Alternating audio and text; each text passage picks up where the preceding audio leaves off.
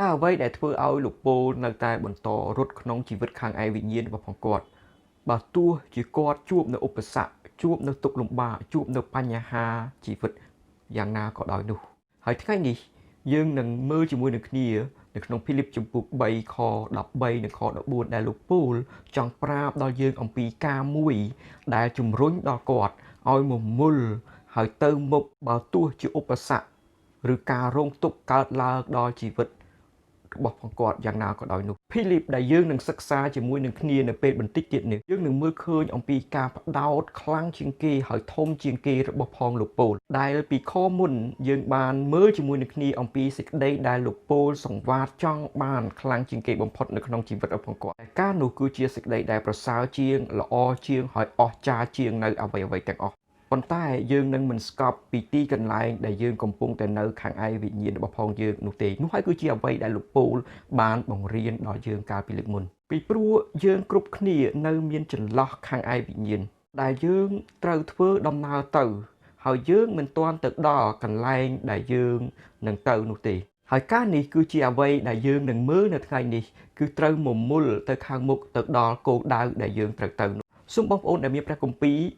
ហើយយើងនឹងមើលនៅក្នុងភីលីបជំពូក3ត្រង់នេះជាមួយនឹងគ្នាដែលយើងចាប់ផ្ដើមឡើងអំពីខ13ដល់ខ14បងប្អូនអើយខ្ញុំមិនរាប់ថាខ្លួនខ្ញុំចាប់បានហើយនោះទេតែមានសេចក្តីនេះមួយគឺថាខ្ញុំភ្លេចសេចក្តីទាំងប៉ុន្មានដែលកន្លងទៅហើយក៏ខំមមុលឈោងទៅឯសេចក្តីខាងមុខទៀត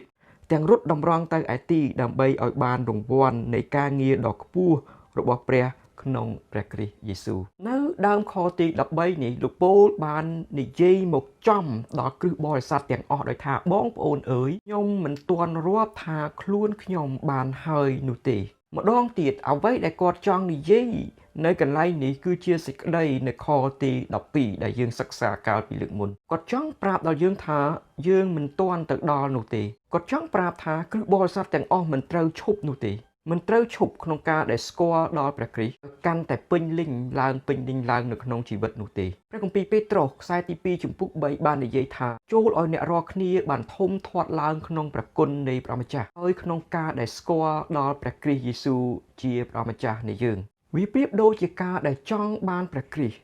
ចង់ស្គាល់ព្រះគ្រីស្ទកាន់តែច្រើនឡើងទៀតមកក្នុងជីវិតរាល់ថ្ងៃរបស់យើងមកក្នុងបុគ្គលិកលក្ខណៈមកក្នុងអកប្បកិរិយាមកក្នុងសកម្មភាពរាល់ថ្ងៃរបស់ខ្ញុំមកក្នុងពាក្យសម្ដីរបស់ខ្ញុំនិងមកក្នុងអត្ថភាពនៃជីវិតរបស់ផងខ្ញុំដែលលោកពូលបាននិយាយថាទាំងអស់នោះខ្ញុំមិនទាន់ទៅដល់នៅឡើយនោះទេមានន័យថាយើងមិនទាន់ទៅដល់យើងមិនត្រូវឈប់នោះទេនៅតែបន្តហើយយើងនឹងតែបន្តទៅមុខទៀតហើយបន្តនៅខបន្តទៅទៀតលោកបានថាតែមានសេចក្តីនេះមួយដែលខ្ញុំអាចគឺជាសេចក្តីតែមួយដែលនៅខាងលើដែលវាគ្រប់គ្រងជីវិតរបស់ខ្ញុំដែលវាជាគោលដៅដែលធំជាងគេគាត់បានថាដែលគាត់ត្រូវឲ្យអត្ថភាពខ្លាំងជាងគេដាក់មហិច្ឆតាទៅចំពោះសេចក្តីមួយនោះជាងគេតែវាទាមទារជីវិតទាមទារពេលវេលាទាមទារការយកចិត្តទុកដាក់ពីយើងរួមទាំងចំណាប់អារម្មណ៍ប្រចាំថ្ងៃនៅក្នុងជីវិតរបស់ផងយើងគឺជាសេចក្តីមួយនោះឯងតើសេចក្តីមួយនោះគឺជាអ្វីសេចក្តីមួយដែលគាត់ចង់និយាយនៅកន្លែងនេះគឺជាភាពអវិជ្ជមានហើយនិងភាពវិជ្ជមានដែលបទគម្ពីរត្រង់នេះចាប់ផ្ដើមឡើងពីការដែលអវិជ្ជមានហើយបន្តទៅភាពវិជ្ជមានការអវិជ្ជមាននៅសេចក្តីមួយដែលគាត់ព្យាយាមនៅក្នុងជីវិតរបស់គាត់ដែលគាត់បានថាគឺខ្ញុំបានភ្លេចសេចក្តីទាំងប៉ុន្មានដែលកន្លងទៅហើយគាត់ថាខ្ញុំបានបំភ្លេច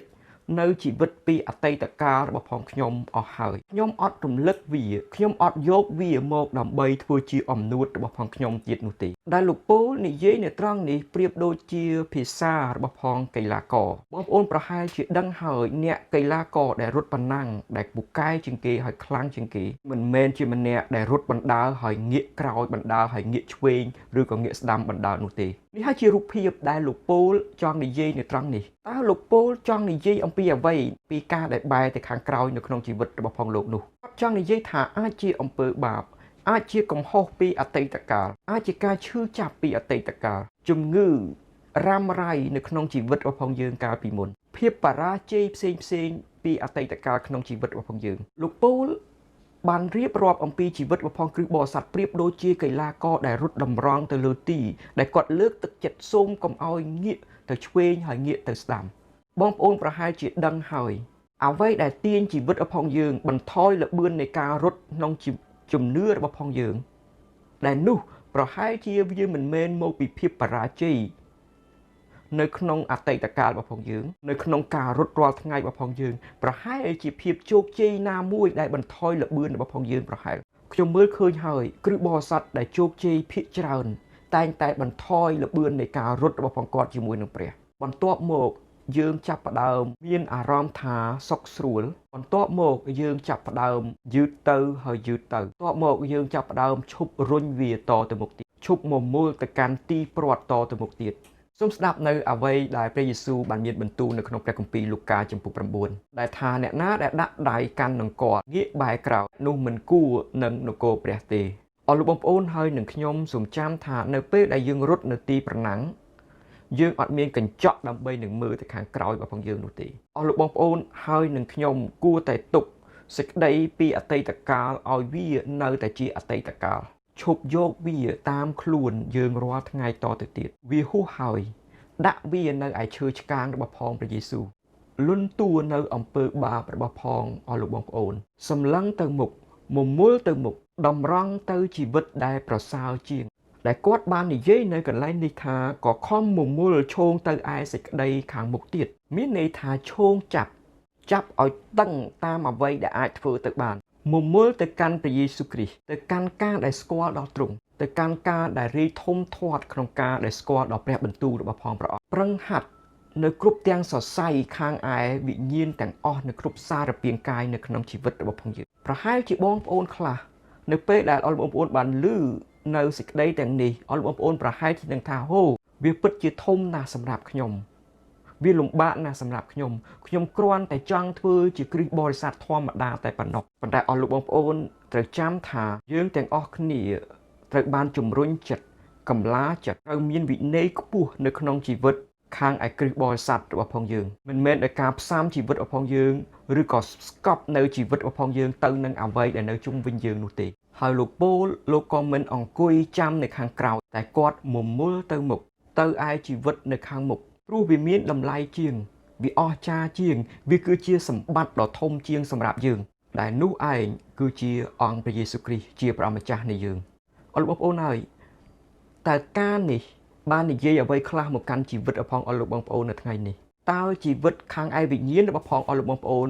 នៅកន្លែងណាឥឡូវនេះតើអ្វីខ្លះដែលអរលោកបងប្អូនគួរប្រឡែងវាឲ្យវាចេញពីជីវិតរបស់អរលោកបងប្អូនតើសម្ពាយអ្វីខ្លះដែលអរលោកបងប្អូនត្រូវទម្លាក់ចោលតើវាជាភាពអាម៉ាស់អ្វីតើវាជាអំពើបាបអ្វីដែលអរលោកបងប្អូនត្រូវទម្លាក់វាចោលដើម្បីឲ្យអរលោកបងប្អូនហើយនឹងខ្ញុំអាចនឹងឈោងទៅខាងមុខបន្តទៅទៀតតើយើងត្រូវប្រើកម្លាំងអ្វីខ្លះទៀតដើម្បីកាន់ឲ្យជាប់នៅសេចក្តីដែលប្រសើរជាងនៅក្នុងជីវិតរបស់ផងយើងតើអស់លោកបងប្អូនចាប់យកសេចក្តីដែលប្រសើរនោះដោយរបៀបណាតើអស់លោកបងប្អូនធ្វើខ្លួនរបស់ផងអស់លោកបងប្អូនឲ្យមានវិន័យនិងមានការគ្រប់គ្រងខ្លួនឯងយ៉ាងដូចម្តេចតើអស់លោកបងប្អូនបានដាក់ពេលវេលាឲ្យកាន់តែប្រសើរឡើងសម្រាប់ជីវិតខាងឯវិញ្ញាណរបស់ផងអស់លោកបងប្អូនហើយឬនៅដែលដើមខទី14ដូចគ្នាទៅនឹងខទី12ចង់ឲ្យអស់លោកបងប្អូនបានយល់នៅកន្លែងនេះឃ្លាដែលនៅទីនេះគឺយើងបន្តក្នុងការដែលរត់យើងអត់ឈប់ទេយើងដែលជាគ្រឹះបរិស័ទយើងអត់ទាន់ដល់ទីរបស់ផងយើងនោះទេវាមិនមែនគ្រាន់តែថ្ងៃអាទិត្យវាមិនមែនគ្រាន់តែការសិក្សាព្រះគម្ពីរនៅយប់ថ្ងៃពុធយប់ថ្ងៃសុក្រយប់ថ្ងៃសៅរ៍តែការនោះវាកើតឡើងគ្រប់នាទីរាល់ថ្ងៃសម្រាប់លោកពូលនៅទីនេះអត់មានកន្លែងដែលលោកពូលត្រូវបន្ថយល្បឿនរបស់ផងគាត់នោះទេឬក៏មានពេលដែលត្រូវឈប់សម្រាកចាំនេះសិនឬក៏ចាំនោះសិននោះទេគាត់តែងតែបន្ថែមល្បឿននៃការរត់ខាងឯវិញ្ញាណរបស់ផងគាត់រហូតដែលគោលដៅនៃការរត់គឺជាអត្ថភាពចម្បងជាងគេនៅក្នុងជីវិតរបស់ផងគាត់ក៏ដូចជាគ្រឹះបរិស័ទទាំងអស់តែអ្វីដែលគួរឲ្យស្ដាយគ្រឹះបរិស័ទជាច្រើនបានគ្រាន់តែចង់បានធ្វើជា fan ធ្វើជាអ្នកគ្រប់គ្រងនៅក្រុមកីឡាករដែលស្រែកទៅពីខាងលើហើយគ្រប់គ្រងដល់អ្នកដែលកំពុងតែប្រកួតដោយគាត់គិតថាគ្រូកងវិលអ្នកដឹកនាំជាអ្នកដែលលេងជាអ្នកដែលរត់ជំនួសគាត់ហើយគាត់ថាគាត់ជាអ្នកដែលស្រែកពីខាងក្រោយផ្ដល់កម្លាំងចិត្តពីខាងក្រោយអរលោកបងប្អូនហើយ គ្មានអ្នកណាគេដែលរត់ជំនួសអស់លោកបងប្អូននោះទេអស់លោកបងប្អូនត្រូវតែចូលមកនៅក្នុងទីលានមួយនេះហើយរត់ទាំងអស់គ្នាលោកពូលបានឃើញគោលដៅហើយលោកពូលចង់ឲ្យគ្រឹះបរិស័ទទាំងអស់បានឃើញគោលដៅដូចគ្នាហើយលោកពូលលើកទឹកចិត្តឲ្យគ្រឹះបរិស័ទទាំងអស់ដាក់ភ្នែករបស់ផងពួកគេទៅចំពោះគោលដៅដែលនៅខាងមុខដែលវានឹងត្រូវមកដល់កុំឲ្យងាកចេញសូមចាំថានឹងមានរង្វាន់នៅខាងមុខហើយចាំអស់លោកបងប្អូនហើយនឹងខ្ញុំដើម្បីនឹងទៅយកវាគឺនៅពេលដែលអស់លោកបងប្អូនហើយនឹងខ្ញុំឈរនៅចំពោះព្រះនៅពេលដែលព្រះទ្រង់ហៅឈ្មោះអស់លោកបងប្អូនចេញអំពីបល្ល័ង្កនៃការសោយរាជ្យរបស់ផងព្រះអង្គឲ្យអស់លោកបងប្អូនបានដើរចូលមកនៅចំពោះព្រះអង្គនោះឯងគឺជារង្វាន់នេះឯងជាអ្វីដែលលោកពូលបានលើកទឹកចិត្តដល់យើងទាំងអស់គ្នាខំមមល់ទៅមុខដើម្បីនឹងចាប់បានរង្វាន់មួយនោះគឺជារង្វាន់នៃការងារដ៏ខ្ពស់របស់ផងព្រះដែលមាននៅក្នុងអង្គព្រះយេស៊ូវគ្រីស្ទនោះហើយជាមូលហេតុដល់ទោះបើការដើរមួយនេះការរត់មួយនោះវាធ្វើឲ្យយើងឈឺចាប់វាធ្វើឲ្យលោកពូលជួបនៅទុក្ខលំបាកជួបនៅការរងទុក្ខប៉ុន្តែលោកបានមើលឃើញនៅចុងផ្លូវនៃការរត់គឺជារង្វាន់ដ៏ធំមហិមាដែលជាហេតុធ្វើឲ្យគាត់ដាក់ទាំងសកម្មភាពដាក់ទាំងអារម្មណ៍ដាក់ទាំងមហិច្ឆតារបស់ផងគាត់ទៅលើអ្វីដែលធំមួយនោះដែលនៅពីខាងក្រោយដែលការនោះឯងដែលធ្វើឲ្យគាត់មកព្រះវិហារមិនមែនគ្រាន់តែជាអ្នកដែលមកមើលព្រះវិហារមិនមែនគ្រាន់តែជាអ្នកដែលមកអង្កេតព្រះវិហារមកលេងព្រះវិហារនៅពេលណាដែលយើងចាប់កិច្ចការឬក៏នៅពេលណាដែលយើងអស់រវល់តែគាត់បានចុះមកនៅលើផ្លូវនៅលើទីលានហើយរត់ប្រណាំងរត់ឲ្យកាន់តែលឿនឲ្យកាន់តែលឿនឲ្យលឿនជាងពេលណាទាំងអស់នៅក្នុងជីវិតរបស់ផងគាត់នៅពេលវេលាមកដល់គឺជាអង្គព្រះយេស៊ូវគ្រីស្ទរង្វាន់សម្បត្តិគឺជាអង្គព្រះយេស៊ូវគ្រីស្ទដែលយើងនឹងចូលទៅក្នុងភាពពេញលេញនៃចំណងទំនាក់ទំនងរបស់ផងយើងជាមួយនឹងព្រះយេស៊ូវគ្រីស្ទខ្ញុំចង់សួរសំណួរមួយផ្ទាល់ទៅកាន់អស់លោកបងប្អូននៅពេលនេះសួរថាតើអស់លោកបងប្អូនកំពុងតែនៅលើទីរត់របស់ផងអស់លោកបងប្អូនហើយឬនៅឥឡូវនេះប្រសិនបើអស់លោកបងប្អូននៅលើទីប្រណាំងនៅលើទីរត់ខាងឯវិញ្ញាណមួយនេះតើអស់លោកបងប្អូនបានព្យាយាមហើយមមុលនៅក្នុងទីប្រណាំងនោះដែរឬទេតើអស់លោកបងប្អូនបានបំភ្លេចអ្វីដែលនៅខាងក្រោយហើយឬនៅតើអស់លោកបងប្អូនបានផ្ដោតទៅលើរឿងតែមួយនៃជីវិតរបស់អស់លោកបងប្អូនដែលនៅខាងមុខរបស់ផងអស់លោកបងប្អូនហើយឬនៅតើអស់លោកបងប្អូនបានរៀបចំជីវិតរបស់ផងអស់លោកបងប្អូនអត្តភាពរបស់ផងអស់លោកបងប្អូនដើម្បីមមុលទៅកាន់ការស្គាល់ដល់ព្រះគ្រីស្ទចំណេះដឹងជាមួយនឹងព្រះបន្ទូលរបស់ផងព្រះអង្គដើម្បីឲ្យលោកបងប្អូនបានរីកចម្រើននៅព្រះគុណរបស់ផងព្រះដែរឬទេសប្តាហ៍នេះខ្ញុំចង់ប្រាប់ដល់អស់បងប្អូនថាវាអត់មានសេចក្តីអំណរណាការអសប្បាយណាលើសជាងការដែលយើងរីកធំធាត់បានពេញវ័យនៅក្នុងជីវិតខាងឯវិញ្ញាណក្នុងសេចក្តីជំនឿលើអង្គព្រះយេស៊ូវគ្រីស្ទនោះទេតែត្រូវចាំថាវាត្រូវការការតស៊ូការព្យាយាមការបញ្ចេញកម្លាំងការបំពេញដោយព្រះវិញ្ញាណបរិសុទ្ធដើម្បីនឹងឈោងចាប់នៅអ្វីដែលព្រះទ្រង់បានរៀបចំសម្រាប់អស់លោកបងប្អូនហើយនឹងខ្ញុំបន្តអានបន្តសិក្សាក្នុងក្រុមក្រៅក្រុមបន្តប្រកបគ្នារកឱកាសដើម្បីនឹងរៀនដើម្បីនឹងទទួលបានព្រះបន្ទូលរបស់ផងព្រះកាន់តែច្រើនឡើងហើយច្រើនឡើងថែមទៀតសម័យនេះជាសម័យកាលដែលមានឱកាសច្រើនយ៉ាងមែនទែនអស់លោកបងប្អូនខ្លះមិនអាចនឹងចែកចាយព្រះបន្ទូលព្រះទៅកាន់អ្នកដទៃយកវីដេអូមួយនេះពី YouTube ពី Facebook ដើម្បីនឹងចែកចាយឬក៏សិក្សានៅក្នុងក្រុមរបស់ផងអស់លោកបងប្អូនប៉ុន្តែអស់លោកបងប្អូនត្រូវប្រយ័ត្នមានការចែកចាយព្រះបន្ទូលខ្លះដែលវាអាចคล้ายទៅជាថ្នាំពុលសម្រាប់អស់លោកបងប្អូនជាពិសេសជីវិតខាងឯវិញ្ញាណរបស់ផងអស់លោកបងប្អូនសូមមមុលទៅមុខ